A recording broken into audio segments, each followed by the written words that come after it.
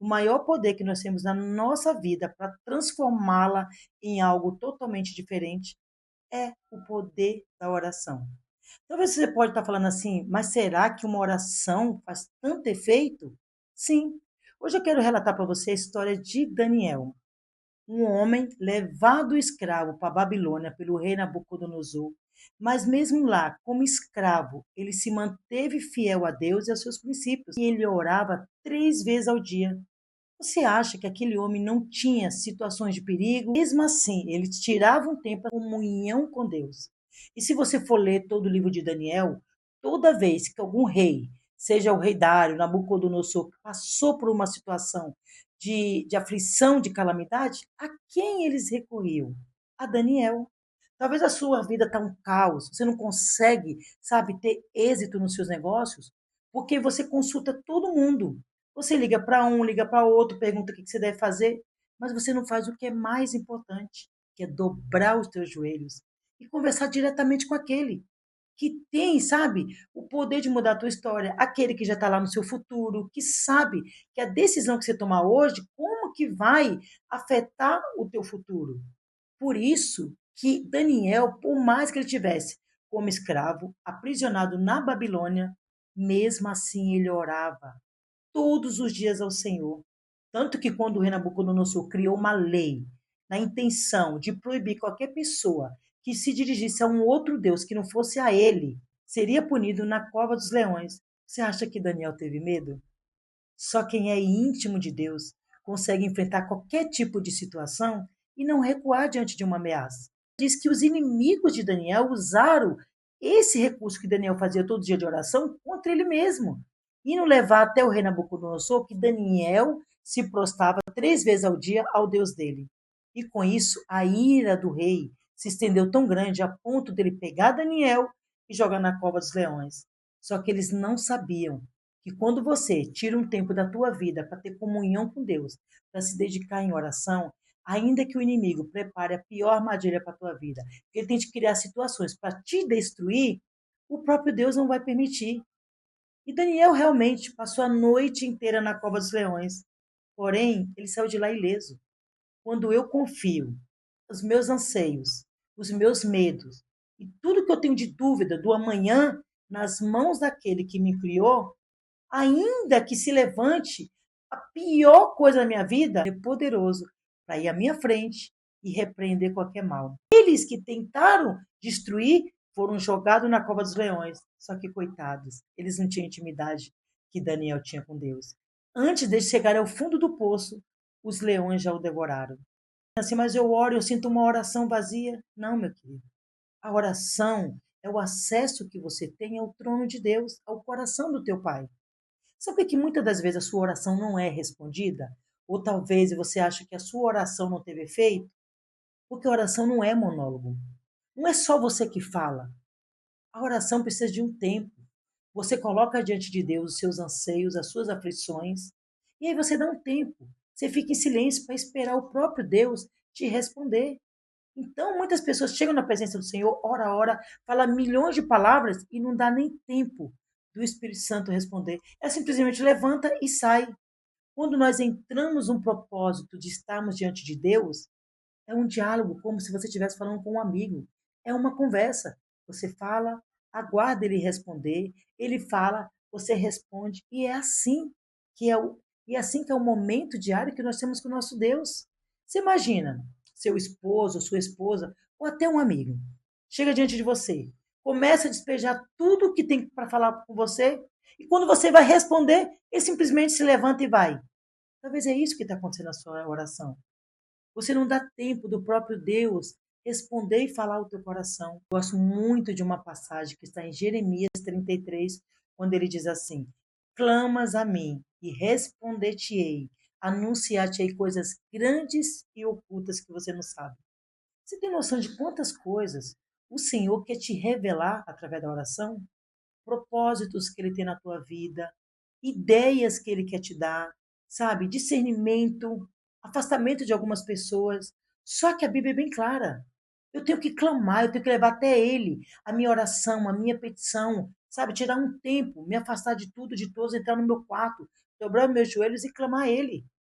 Porque lá, no meu secreto, no momento que eu estou só eu e Ele, é lá que eu vou clamar a Ele. E a palavra me dá uma certeza que Ele vai me responder.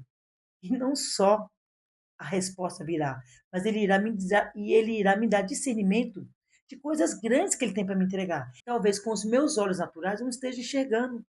Sabe quantas coisas o Senhor projetou na tua vida e você ainda não conseguiu enxergar?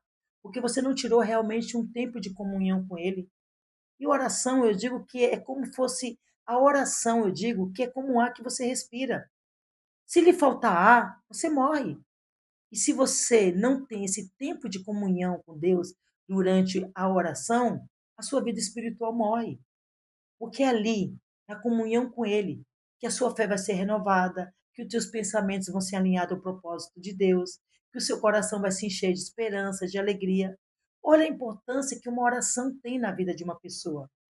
Quantos relatos você já ouviu falar que através de uma oração pessoas foram curadas, vidas foram libertas, pessoas tiveram suas vidas transformadas? É que hoje as pessoas não estão dando realmente aí, o valor que a oração tem.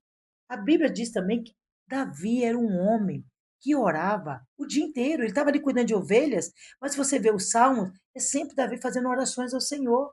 Por isso que esse homem fez tanta diferença naquela época e até hoje ele é aclamado em Israel. Eu orava 3 vezes ao dia, mesmo sabendo que isso poderia levar ele à cova dos leões, mas ele não desistiu.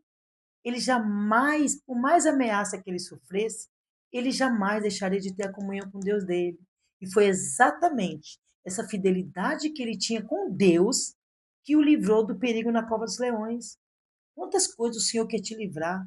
Quantas coisas o Senhor quer fazer com que você tenha outra visão de futuro, de posicionamento? Mas é só na intimidade com Ele, a disciplina que ele tinha de oração, que o livrou do perigo.